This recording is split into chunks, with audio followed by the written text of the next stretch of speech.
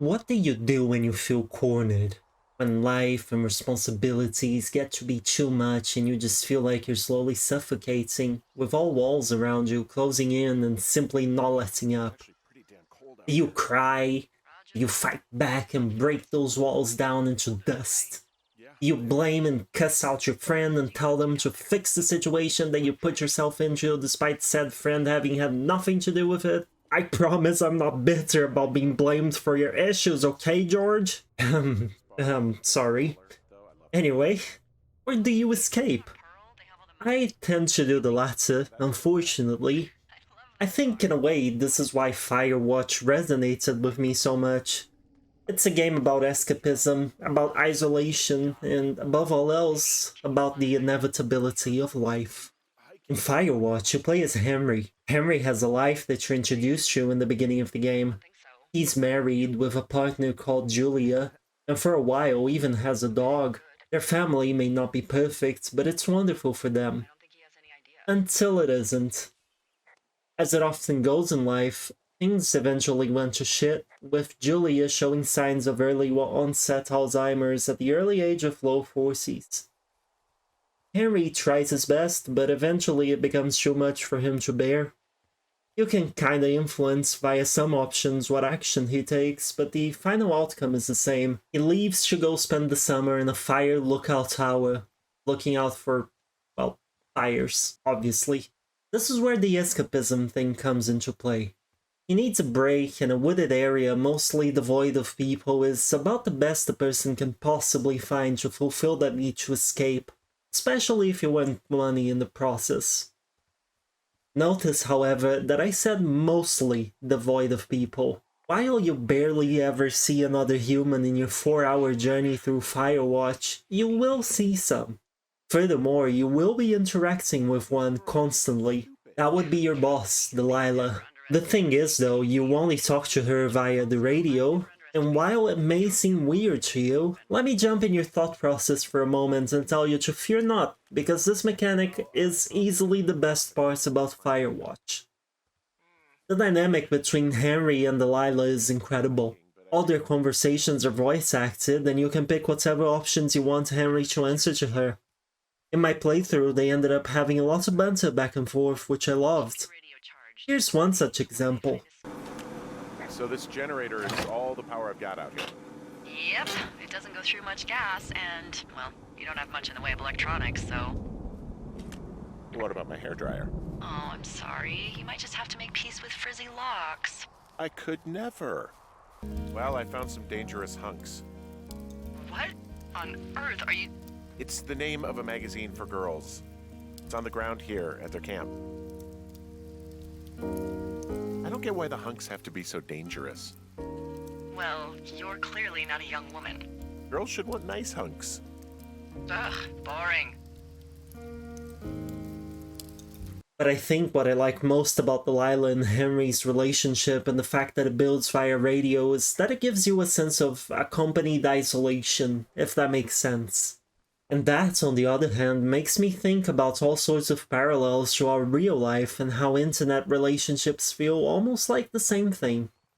In Firewatch, you always have her to interact with, but at the same time you are always alone as she's in her own fire lookout tower, kilometers and kilometers away from you.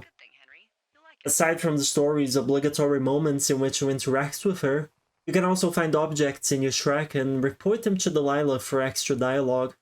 There is lots of this extra dialogue to find, and I highly recommend listening to all of them, or as many as you can find. I will say it again, for me, this relationship via the radio is the main element that makes Firewatch as special as it is. And since I mentioned objects in your track, it might be a good idea to talk about how the gameplay works. It's essentially a walking simulator set in the Wyoming wilderness. As a fire lookout, your job is to effectively deal with anything that might threaten the forest, as well as do whatever Delilah tells you to via the radio. It being a walking simulator, you can basically just walk, interact, and run. That's it.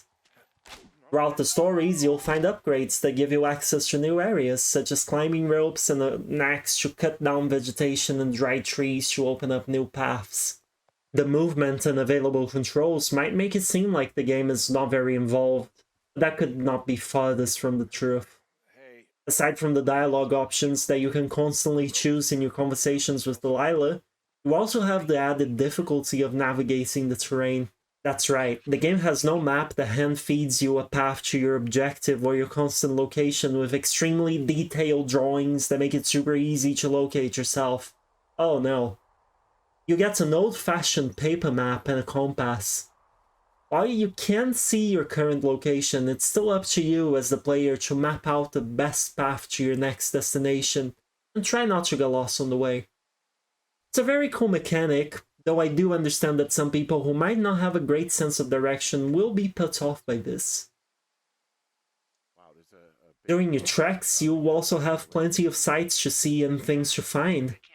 There are secrets hidden here and there, including one of the best tracks in this entire game, Oh Shoshone, in a mixtape.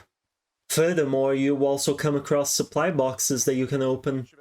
Most of them are optional and have some cool things inside like notes, but the main gain is in the form of an updated map. Every box has a map with markings that you can copy onto yours, outlining paths that you can take and making navigation a bit easier. It's a really neat system. The boxes also often contain items you can talk to Delilah about, like a set of antlers. So while yes, the basic gameplay is quite simple, plenty of things make the experience very engaging.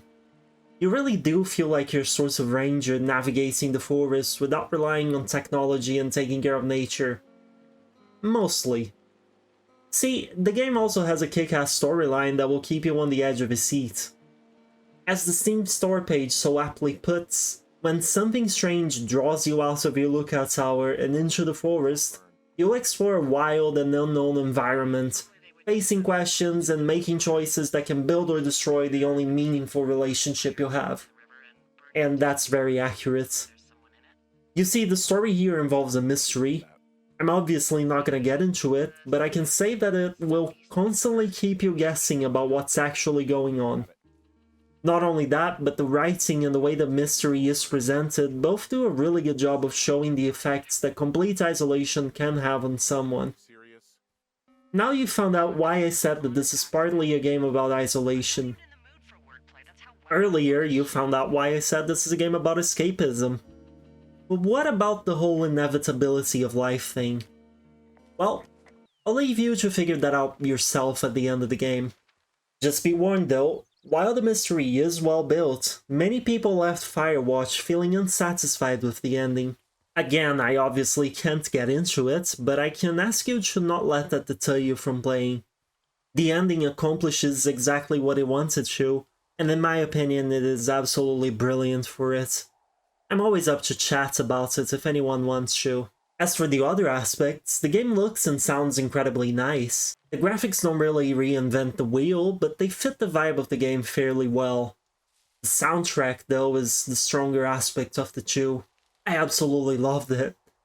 I actually played through this game when it released and again this month for the review, and since the release back in 2016, some tracks have been living rent-free in my head. Oh Shoshone is my favorite, you can look it up on YouTube. Have a listen to another one of my favorite tracks though.